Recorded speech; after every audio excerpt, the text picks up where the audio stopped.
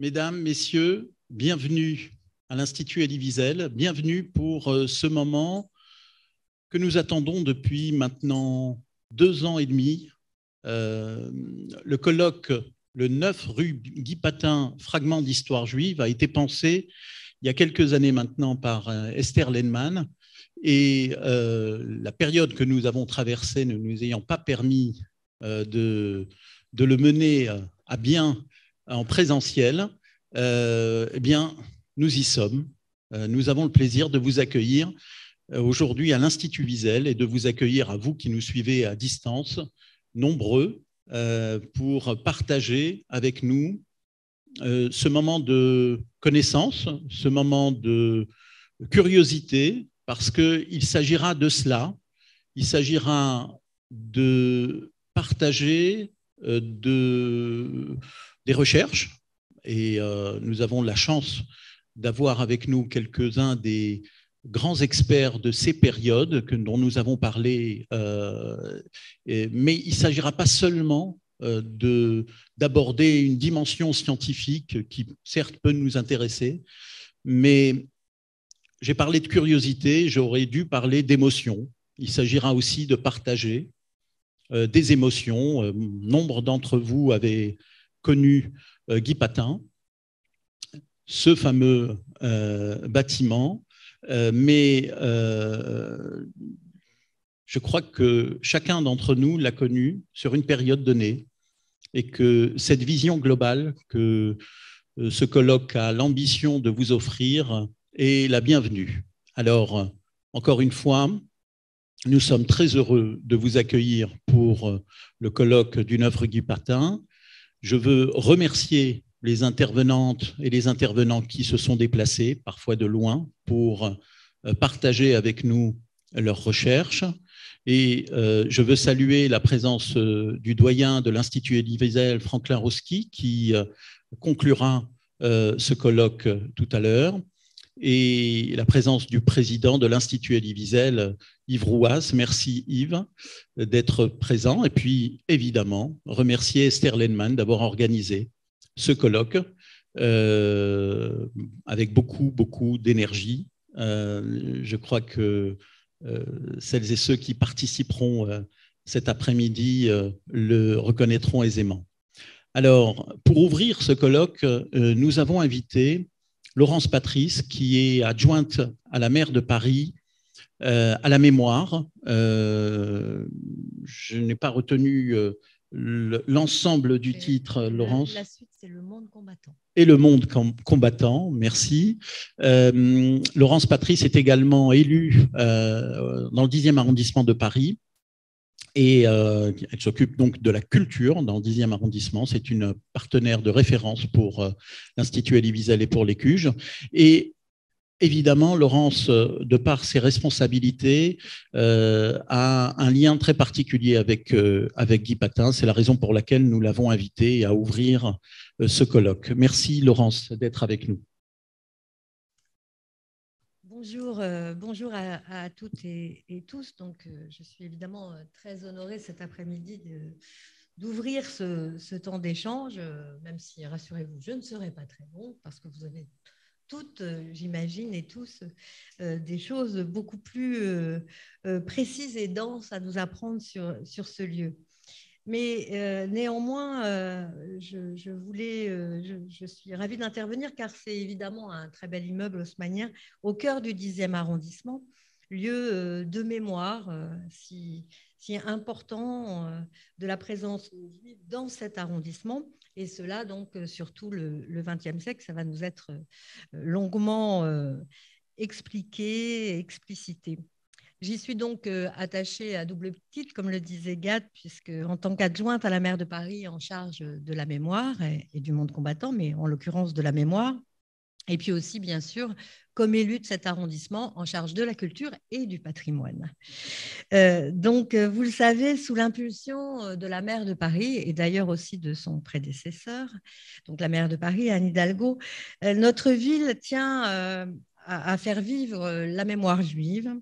Et tout particulièrement, nous veillons évidemment à ce que la mémoire de la Shoah soit inscrite sur nos murs, avec les noms des familles, des enfants assassinés dans le dessin, en fait, à travers cette mémoire inscrite sur les murs, dans la pierre, de transmettre et de rendre visible aux yeux des passants et surtout aux yeux des jeunes générations, des plus jeunes d'entre eux, les noms de ceux qui ont été déportés et ne sont pas revenus.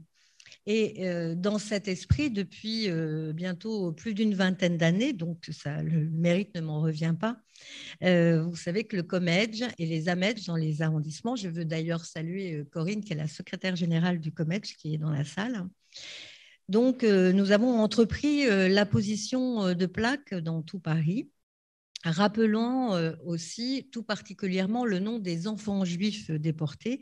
Et à cet effet, nous avons des plaques dans toutes les écoles de Paris qui permettent ainsi de rappeler les noms des enfants qui ont été arrachés au banc de chacune de ces écoles. Dans le même esprit aussi, nous avons installé dans un jardin, dans chaque arrondissement, une stèle qui rappelle là les noms des enfants juifs tout petits, c'est-à-dire qui n'ont pas pu même avoir le temps d'être scolarisés.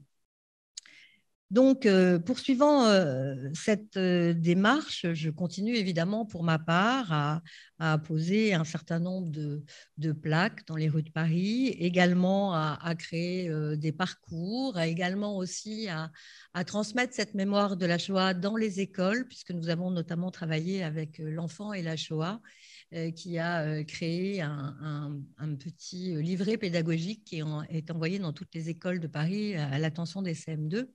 Et que nous avons aussi, avec l'enfant et la Shoah, pu installer une exposition qui raconte à la fois l'histoire de la rafle du Veldiv, l'histoire des enfants cachés, et beaucoup d'enfants s'y sont inscrits dans chaque mairie d'arrondissement, les classes de CM2, pour appréhender cette mémoire différemment.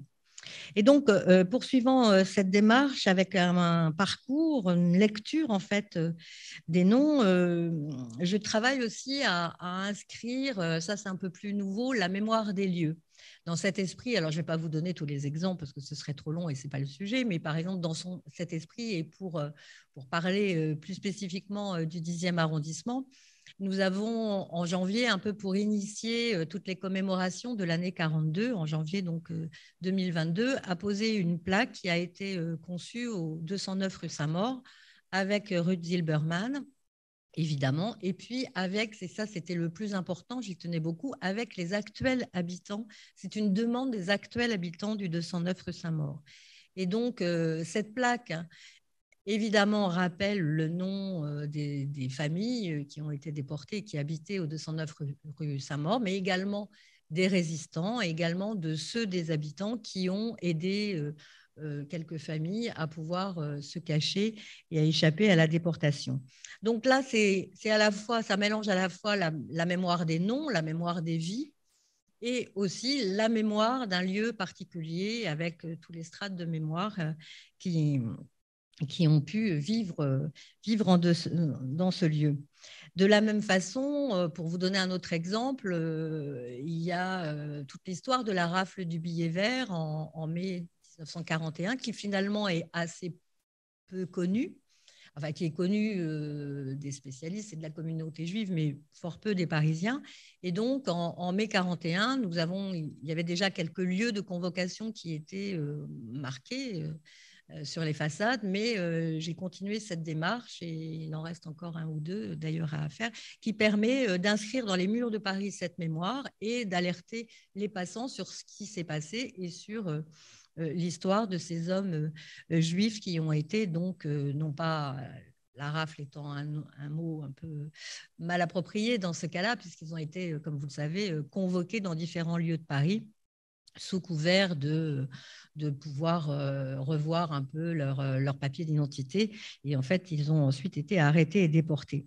Et dans le même esprit, puisque quand je parle de la mémoire juive, ce n'est pas seulement la mémoire juive de la Seconde Guerre mondiale, c'est aussi dans ce même esprit qu'avec l'équipe de l'ECUJ, avec Yves, avec Gad, avec Jean-François, j'ai aussi proposé qu'on puisse apposer une plaque sur les lieux, enfin ici même, la façade de l'ECUJ Institut Wiesel, pour rappeler la création du centre culturel communautaire.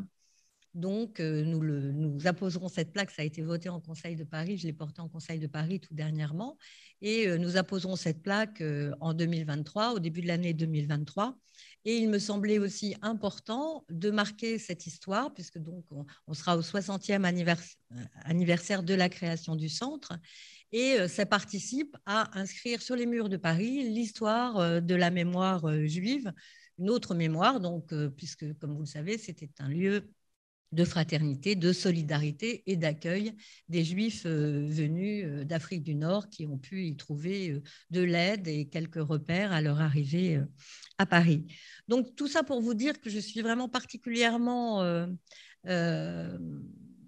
intéressée et je pense qu'il est important de porter la mémoire des gens, mais aussi de porter la mémoire des lieux. Et je trouve que votre démarche, chère Esther, de mettre à plat en fait toutes ces années qui ont fait vivre le 9 rue Guy Patin me semble assez important. Alors par ailleurs, je suis aussi particulièrement attachée aussi dans ce lieu, alors plus sur la période évidemment de la Seconde Guerre mondiale, puisque nous avons, avec la maire du 10e arrondissement, Alexandra Cordebar, et les autres élus, nous avons une tradition dans cet arrondissement, et je dois dire que ce n'est pas dans tous les arrondissements.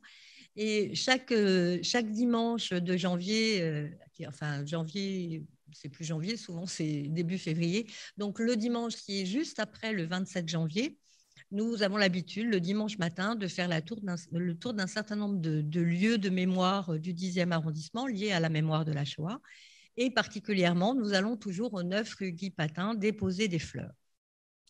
Alors, à cette occasion, je pense vous reviendrez plus tard dans le colloque sur cette période-là, mais donc évidemment, il y avait déjà une plaque qui existait au 9 rue Guy Patin à l'intérieur et qui avait été, je crois, installée par le COJASOR. Et puis ensuite, le travail du COMEDJ et de la MEDJ du 10e arrondissement a été de se dire que à l'intérieur, par définition, maintenant c'est un immeuble Paris Habitat, donc, à l'intérieur, bien évidemment, on ne pouvait pas avoir accès au nom de toutes les jeunes filles, principalement, qui ont été déportées. Donc, à l'initiative du COMEDJ et avec la ville de Paris, cette plaque a donc été apposée à l'extérieur. Et donc, c'est là où nous venons déposer des fleurs chaque dimanche. Seulement, le travail de Corinne, notamment pour le COMEDJ, a fait apparaître, nous nous sommes dit, lors de la dernière commémoration du 27 janvier, en janvier 2002, nous nous sommes aperçus qu'il y avait quand même quelques erreurs sur cette plaque. Hein. Notamment, il y a une jeune fille qui a été inscrite sous un faux nom, enfin sur le nom qu'elle portait, mais qui n'est donc pas son nom de naissance. Et donc, nous avons décidé de corriger. Puis il y a en fait, c'est pas très frappant. Il y a l'année de naissance, mais il n'y a pas l'âge. Et je trouve que l'âge, c'est beaucoup plus frappant de voir combien ces jeunes femmes étaient très jeunes. C'était des enfants, des jeunes filles. Et donc, on va faire en sorte de rectifier cette plaque en redonnant son nom donc à Marguerite, puisque c'est Marguerite, je crois. Et en lui redonnant son nom, et puis aussi en indiquant peut-être les âges de chaque personne déportée. Donc tout ça pour vous dire que nous avons une grande attention sur ce 9 rue Guy Patin, que c'est un lieu de mémoire important parmi beaucoup d'autres dans notre arrondissement, mais très important, et que nous pourrons, pour l'anniversaire donc de l'arrestation de février 1943, nous pourrons donc avoir une plaque rénovée et un peu plus juste, rendant hommage à ces personnes qui sont mortes en déportation. Voilà, c'est tout ce que je voulais. Je ne veux pas être plus longue parce que je pense qu'il y a plein de choses d'autres à dire, et je veux vous remercier, et je remercie tout particulièrement Esther d'avoir initié ce projet, qu'on puisse en savoir un peu plus. Alors nous parlions aussi du fait que comme cet immeuble appartient à Paris Habitat, il est possible qu'on arrive à débloquer les choses pour pouvoir entrer dedans et pour pouvoir vous le faire visiter. Voilà, je vous remercie. On va essayer. Merci Laurence, merci pour tout ce que vous faites et merci d'être venue. Tu as 30 secondes, Gad. Oui. Merci Laurence. Je voudrais, avant de laisser Esther Lenman présenter le colloque et le programme qui nous attend cet après-midi, saluer la Fondation du judaïsme français qui soutient ce colloque, ainsi que la Fondation Kazib Kojazor, qui est l'institution qui a porté le 9 rue Guy Patin pendant des décennies, de leur soutien évidemment, puisqu'ils nous ont donné accès à leurs archives, mais aussi parce que finalement l'histoire du 9 rue Guy Patin, c'est aussi en partie l'histoire de la Fondation Kazib Kojazor. Alors je les salue ici. À toi, Esther. Merci.